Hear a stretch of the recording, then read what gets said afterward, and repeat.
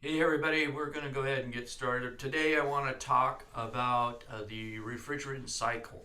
Okay, this is something I feel is very important, especially when you go into the diagnostic part of air conditioning. Now, we do have the heating part, which we'll be covering a little bit later on, and also the ventilation part. So they kind of all tie together and make us comfortable is what we're trying to do. We're trying to make that comfort inside the vehicle.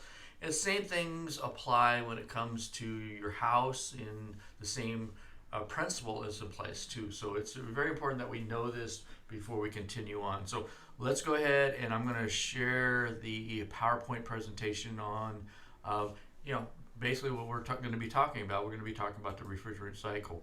So let's get this guy on the road from the beginning.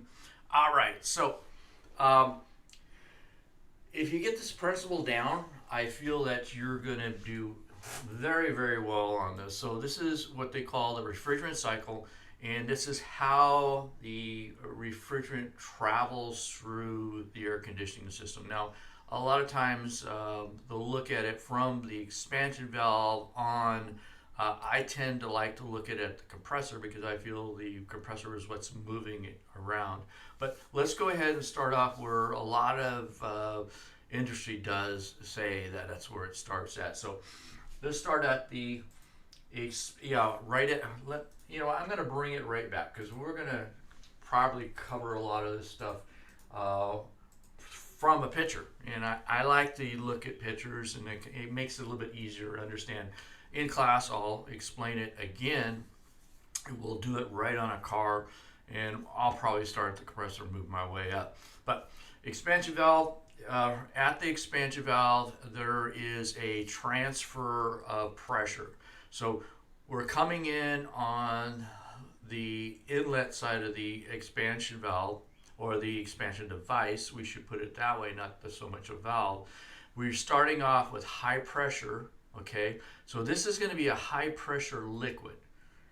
All right, so we take that high pressure liquid, we're going through the expansion device, and when we go through that expansion device, when we become a low pressure liquid, okay, trying to keep, kind of envision that a little bit.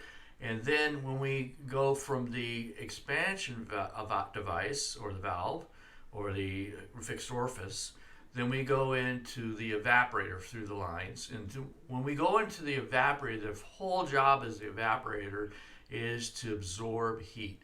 Okay, we're going to take the heat from inside the compartment, the passenger compartment, the cab, whatever you want to call it, and that heat is going to be absorbed because it's going to be attracted to the cooler temperatures that are in that evaporator. When it does that, it takes that high pressure liquid and it starts to boil it. Okay, when it does that, because of the properties of refrigerant, and if you want to remember that, go back to the video on that. And then it sits there and boils, and then it becomes a vapor, and it becomes a low pressure gas. So we come out of the evaporator as a low pressure gas, and we go into the compressor. Okay, and when we go into the compressor, then the compressor is going to bump up that pressure. It's going to compress the gas and turn it into a high pressure gas. And then we're going to take that high pressure gas and go into the condenser. And that condenser's job is to get rid of heat. It's going to expel the heat. It's going to push the heat out. And by us getting the pressure up, that helps do that. Okay.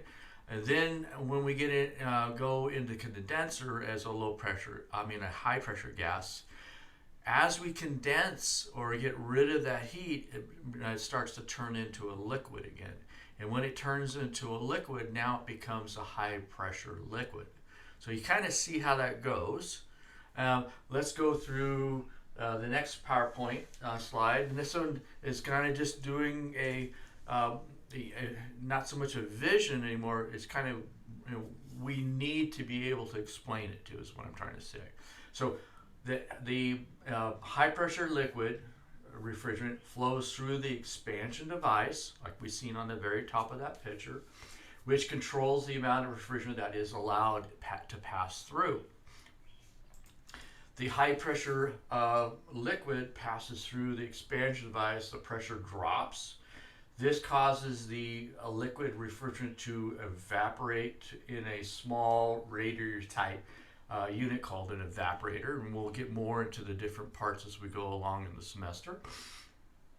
When the refrigerant evaporates, it absorbs heat when changing from a liquid to a gas. So we're going to go from a liquid to a gas, like I said before. As it absorbs heat by the refrigerant, the evaporator becomes cold. So it cools down, that heat. They're just looking for that, and they're wanting to go to the coldest source as possible, because it's remember, heat is attracted to cold. And then the refrigerant flows through the engine-driven compressor. It could be an electric compressor too. Remember that now we have we've had hybrid and electric vehicles for some time now, but it would be very difficult, or it'd be very uncomfortable for the passenger if we shut off the engine and all, didn't have it going while we're at a stop sign, and that temperature start raising up.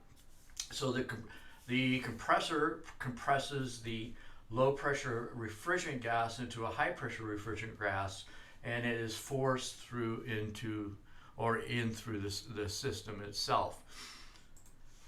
That high pressure gas flows into the condenser located in the front of the cooling system or radiator. So we've got the condenser, and then right behind that we have the radiator, and the air flows across. Now there are a few differences, but we'll get into those as we go through the different parts that we have in the actual air conditioning system, and also on the heating system too, and airflow.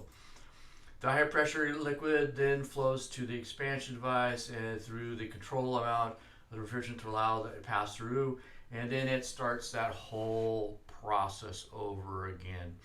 And the air it actually blows through the evaporator by the blower motor, and the air is cooled as the heat is removed from the air. So basically we're blowing across that little bitty evaporator and causing the warmer air to be absorbed, and it pushes out cooler air that way.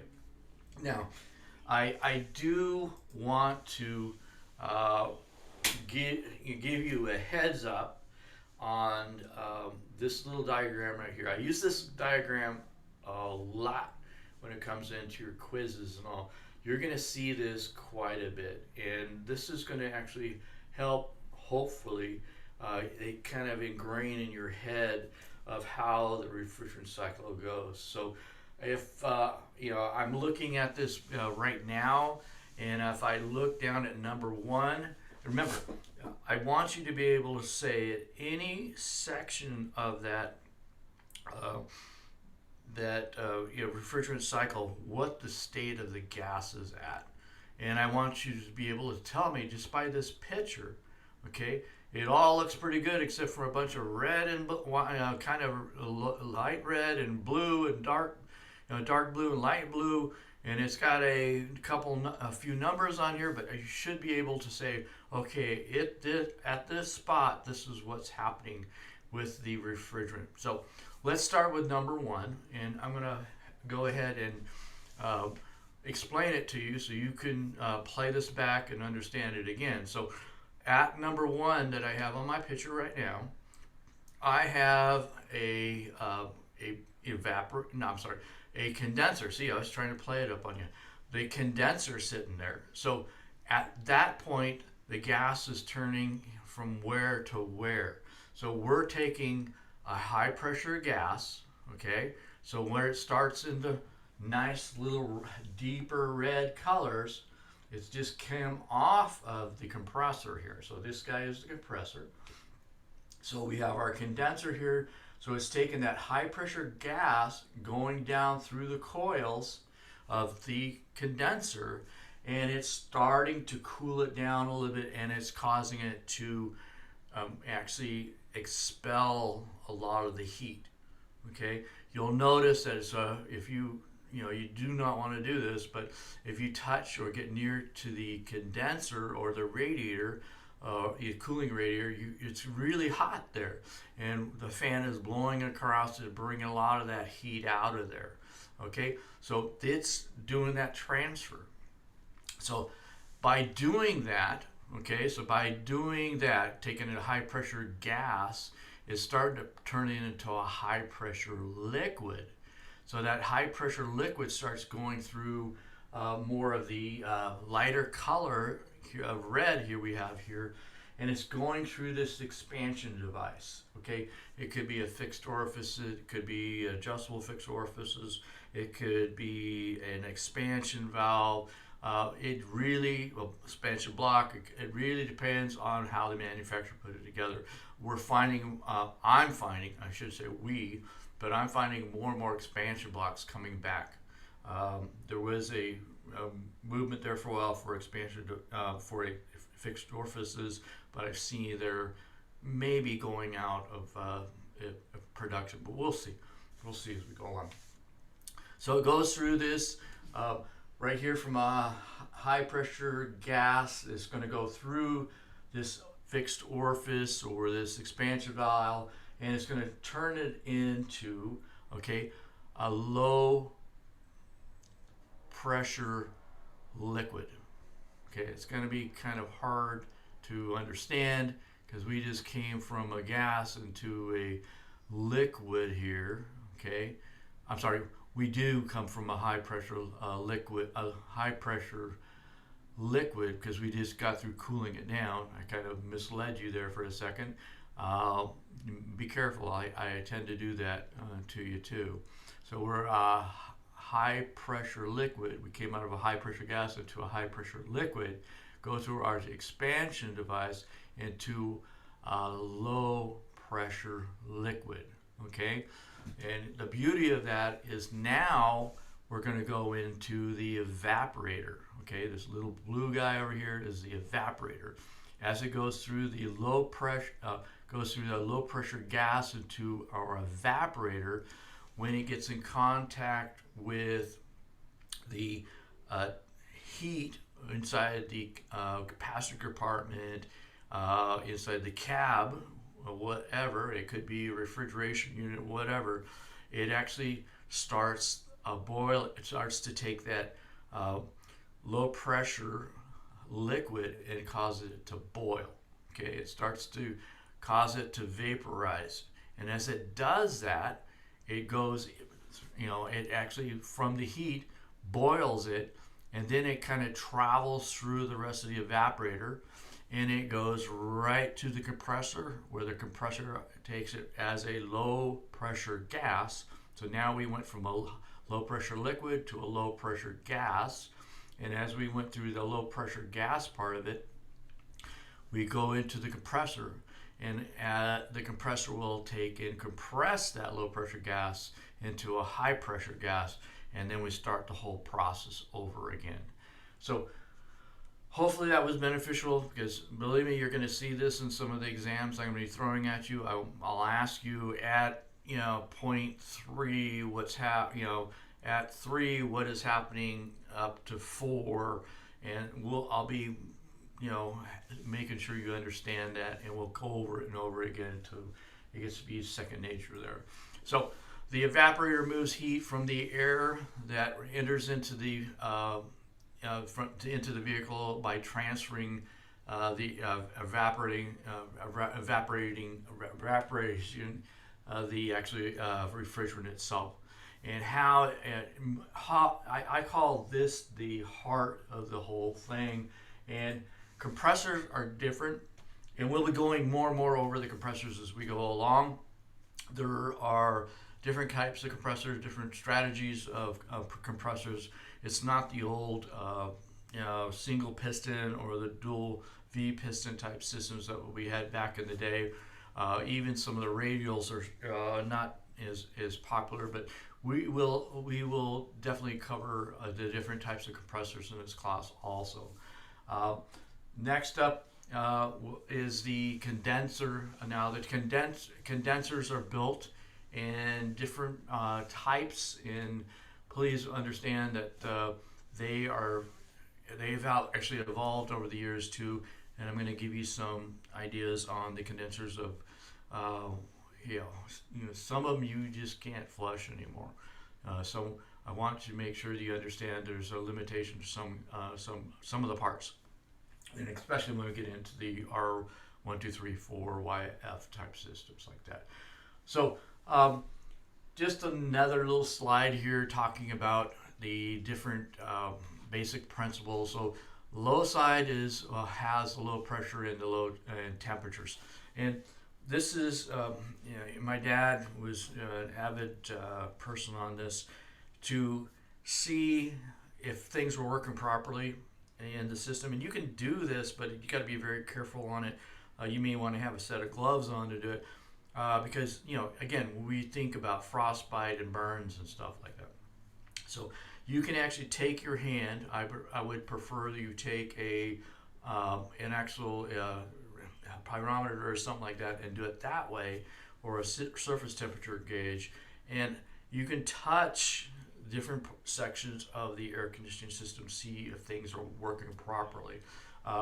If you start touching things and they're all the same temperature and you see the belt moving, you might possibly have a compressor that has failed like that. So it should not be equal all the way around. You're going to see temperature changes going on.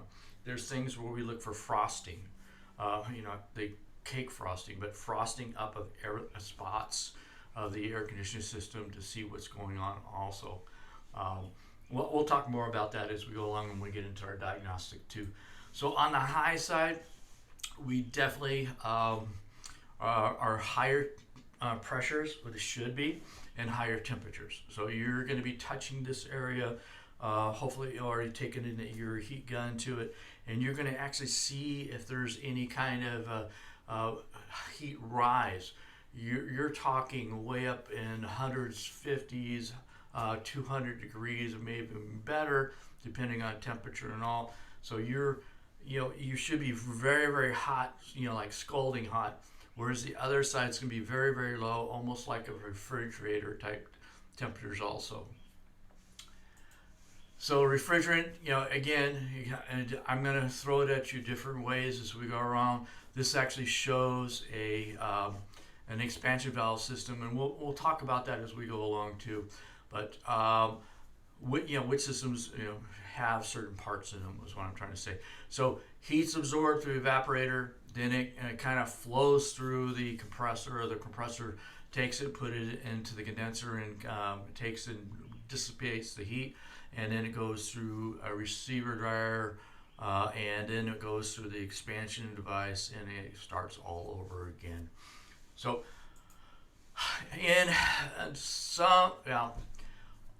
when you're looking at the AC system, you can do a lot by pressure, some by sight. Some of the systems had, and some on the heavy duty equipment have still some sight glasses. You can tell by temperature. You can also tell the difference between the high side and the low side a lot of times, not always. Please don't use this as all the time it's this way, but sometimes the tubing size, the size of the hoses and the tubing can actually be a flag of is it the high side or the low side. I would prefer you look at the routing of the actual hoses, because you're going to see right coming off the compressor or pretty close to it going to the condenser.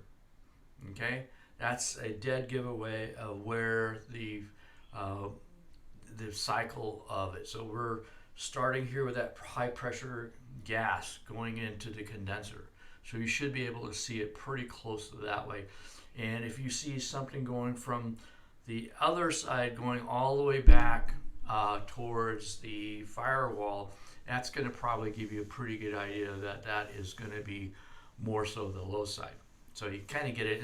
And some compressors that I've found have, like an inlet and outlet, kind of little diagram on them saying, in, out, and stuff like that too. So not all of them are, just blank, what I'm trying to say. But if you can be able to trace that, if you're able to trace that, you should be able to find out where everything's at. We don't have the problems we had in the early years where all the fittings were the same size on the R12 systems. So we don't have to worry about that too much, but I do want you to be able to trace it out just by looking. So the evaporator, now I will be going deeper into this. I'll probably bring this back up again. So the evaporator is going to be in the passenger compartment. I asked this the other day in class, and some of you just come right up with it. You knew exactly where the evaporator is. So the evaporators are in different shapes and sizes. Some are finned, some, what I mean by that, they're fin tubed, and then some of them are just tubed over. So these are different thicknesses, different types that are out there. So you want to you want to put the same stuff back in if any way possible, is what I'm trying to get at. Sometimes there's upgrades to the the actual evaporators too. So don't, not all of them are going to be exactly the same, is what I'm trying to get at. All right. So evaporators, is where the cold temperature is at. So if it's getting too cold or not cold enough, there's a reason for it. And that's where we're going to get into our diagnostic part of it. So we'll get there. All right. Then your thermal expansion valves, or sometimes they call them the TXVs. These guys are kind of I'm not going to call it the heart. It's what changes from a high to a high pressure to a low pressure. And this is where it helps with the cooling load, as they call it. Cooling load being the amount of cooling that is needed in that particular area like that. So there are different types of thermal expansion valves. There's regular block type. There's a variety of them. And we'll be I'll be sharing that with you as we go along too, because depending on the type of valve you have is how it operates, and that's what I want you to understand. All right, your receiver dryers. If you have an expansion valve system, you're going to have a receiver dryer to it, and this receiver dryer is built in a certain fashion. Now, don't get hung up if black or if they're chrome or whatever. Don't worry about that. It's the physical makeup inside. So inside, and we'll get deeper into this too, and what happens inside. So, but one thing I wanted to point out is the desiccant bag. This desiccant bag helps keep moisture out of the system. And and folks, I've seen this happen before, and then it's very unfortunate if people don't know how the refrigerant cycle goes, and sometimes these fittings are the same on the inlet and the outlet. And they'll have an inlet, they have no idea, they just put it on there, and it will not work properly, is what I'm trying to get at.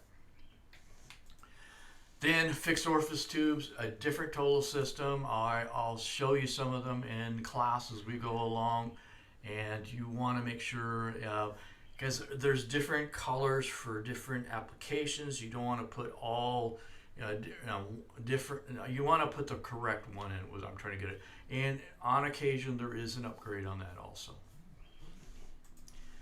Compressors, different types of compressors. Like I said earlier, we're going to be deep into compressors as we go along, so you want to stay tuned for that, because this is a very involved type system too. And then your condensers, just like the evaporator, it's bigger. It will take away. Well, I should say, it will take the heat and dissipate it out, and that sort of transfer it out, and that's what its whole job is to do. So we got the airflow through. I'll give you some tips on how to help with the condenser and make it more efficient as we go along also too. refrigerant charge levels, and I think I've been saying this for quite a while now, that it's important to make sure we have the correct amount of refrigerant in. Remember, the refrigerant is not only uh, helping cool it in, is also the transportation for the different types of lubricants that you have in the AC system. So this is kind of a neat little picture right here, talking about the different what happens. You have proper charge versus overcharge versus undercharge. If you look at the screen on, it's not a very one. I probably should have blown it up, but proper, everything is balanced. If you go into an overcharge, now we could have possible problems with the compressor. Pressure is going to put more pressure on it, and then our condenser actually won't be able to take and do that liquid change that we want it to do, and the evaporator itself could be oversaturated in it too. So, and we'll get deeper into that on the diagnostic part like that. Or if it's undercharged, everything is going all out of balance, and then we're not transferring the lubricant to the compressor like we should. So the evaporizing controls, we don't want you want a consistent temperature or close to at the evaporator. If the evaporator gets too cold, it starts to ice up, and then you get no airflow through, and it just will not transfer the heat like you want it to, like that. So there are different types of a thermistor that may be in place to actually help with the expansion device to make that work properly. We might have pressure switches when the pressures get too low, the compressor cycles off, or it changes the state inside the compressor itself, so it doesn't put more pressure on that part of it. And now we do have different ways of controlling the icing. And one switch that we use is a pressure switch, and it's usually on the high line over towards the vapor part of it, and that will help with the pressures getting up too high. We also have low pressure switches too, whereas the pressure gets too low. Remember, the pressure and temperature are really relative, especially when it comes to 134A, and you can pretty much watch that and almost calculate what the temperature is inside the system. So if it starts dipping down below 30 psi on the low side, that evaporator is starting to freeze up a bit, and that should be cycling if it's a cycling clutch system. And we'll get more into that as we go across too. So, and also for protection, we get too high pressures, we want to shut things down also, so we don't cause it to have a problem with the compressor being damaged. We also on some of our systems, most of them I should say nowadays, we can actually tell by a scan tool of what's going on inside. We can see what the pressures are on the AC system a lot of times, whether it be the high side or the low side. Depending on where that switch is placed, we can tell what's going on in that area like that. So kind of like a little summary about this whole presentation right here. I want to make sure that we understand the refrigerant cycle, some of the kind of key pieces into that refrigerant cycle, and make sure we understand this as we move along through the semester. So the AC system operates on the principle of moving heat from the inside to the outside of the vehicle, and all automotive air conditioning systems have a closed system. I mean, we're not venting stuff out. It's not an open system. The refrigerant cycles through the actual system by the compressor. That's what is the heart, and when it's moving around. It could be on a dry belt type one, where it's a belt going against the crankshaft somehow, or it could be an electric type compressor nowadays, like we have in the newer well, the electric and also the hybrid type vehicles. The liquid refrigerant, evaporates in a small radiator type system, which is called the evaporator. After it goes from the evaporator, it goes to low pressure gas in the evaporator, and it kind of flows through that actual compressor. For the compressor, high pressure gases flow into the condenser, out of the compressor into the condenser, and then it goes through a fixed orifice or a expansion device, some kind of expansion device.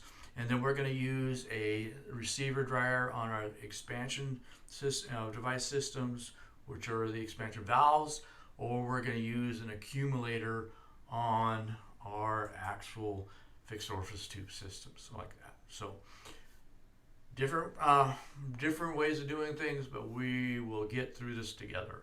All right. Again, please, if you have a chance to review this again, and that way you'll get an idea, and we will be having more fun through this semester. All right. If you have any questions, feel free to reach out to me in the inbox.